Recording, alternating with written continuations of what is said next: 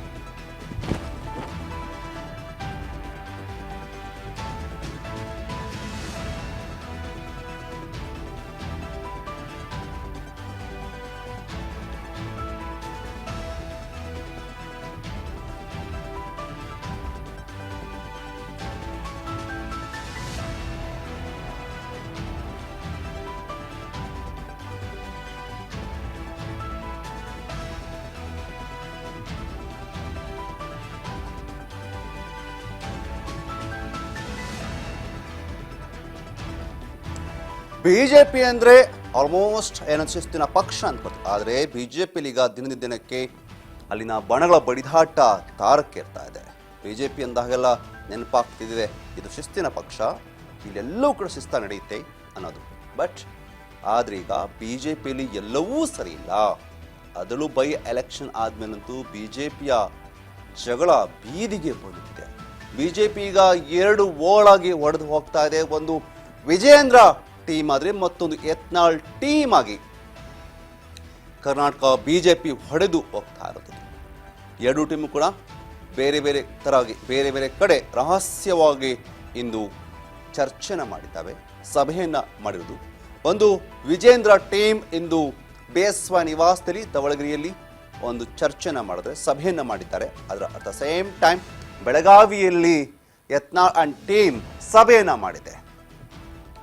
So ಇಲ್ಲಿ ಎರಡು ಕೂಡ ರಹಸ್ಯ ಸಭೆಯನ್ನು ಮಾಡಿ ಗೌಪ್ಯವಾಗಿ ಚರ್ಚೆನ ಮಾಡಿದ್ದೇವೆ. ಸಾಕಷ್ಟು ವಿಚಾರಗಳನ್ನ ಗೌಪ್ಯವಾಗಿ ಚರ್ಚೆನ ಮಾಡಿದ್ದಾರೆ ಎನ್ನಲಾಗ್ತಿದೆ. ಅದರಲ್ಲೂ ಕೂಡ ವಿಜೇಂದ್ರ ಟೀಮ್ ಹೇಗಾದ್ರೂ ಮಾಡಿ ಯತ್ನಾಳನ್ನು ಉಚ್ಚಾಟನೆ ಮಾಡಿಸ್ಬೇಕು, ಉಚ್ಚಾಟನೆ ಮಾಡಲೇಬೇಕು ಅಂತ ಪಣತೊಟ್ಟು ಕುಳಿತಿರೋದು ಗೊತ್ತಾಗ್ತಾ ಇದೆ. ಈಗಾಗಲೇ ಒಂದಷ್ಟು ಶಾಸಕರು ಒಂದಷ್ಟು ನಾಯಕರು ಯತ್ನಾಳ್ ವಿರುದ್ಧ ಬಿಎಸ್ವೈಗೆ ದೂರನ್ನು ಕೂಡ ಕೊಟ್ಟಿದ್ದಾರೆ ಎನ್ನಲಾಗ್ತಾ ಇದೆ.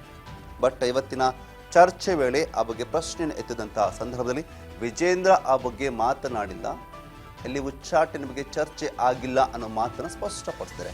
ಆದರೂ ಕೂಡ ಇದರ ಹಿಂದಿನ ಉದ್ದೇಶ ಯತ್ನಾಳ್ ಅವರನ್ನ ಉಚ್ಚಾಟನೆ ಮಾಡಬೇಕು ಅನ್ನೋದು ವಿಜೇಂದ್ರ ಅವರ ಟೀಮ್ ಅವರ ಅಜೆಂಡಾ ಎನ್ನಲಾಗ್ತದೆ. ಇಲ್ಲಿ ಬೆಂಗಳೂರಿನಲ್ಲಿ ವಿಜೇಂದ್ರ ಅಂಡ್ ಟೀಮ್ ಬಿಎಸ್ವೈ ಅವರ ಮನೆಯಲ್ಲಿ ಗೌಪ್ಯವಾಗಿ ಚರ್ಚೆನ ಮಾಡಿದ್ರೆ, ಅತ್ತ ಬೆಳಗಾವಿಯಲ್ಲಿ ಯತ್ನಾಳ್ ಅಂಡ್ ಟೀಮ್ ರಹಸ್ಯವಾಗಿ ಚರ್ಚೆನ ಮಾಡಿದೆ. ಈ ಚರ್ಚೆ ಆದ ಬಳಿಕ ಈಗಾಗಲೇ ವಿಜೇಂದ್ರ ದೆಹಲಿಗೆ ಹೋಗಿ ಬಂದಿದ್ದಾರೆ. ಅಲ್ಲಿ ಹೈಕಮಾಂಡ್ಗೆ ದೂರನ್ನು ಕೂಡ ಕೊಟ್ಟು ಬಂದಿದ್ದಾರೆ ಎನ್ನಲಾಗ್ತದೆ. ಬಟ್ ಆ ಬಗ್ಗೆ ಕೂಡ ಮಾತನಾಡಿಲ್ಲ. ಬಟ್ ಅವರು ಹೋಗಿ ಬಂದ ಬೆನ್ನಿನಲ್ಲೇ ಇದೀಗ ಅವ್ರು ಹೋಗಿ ಬಂದ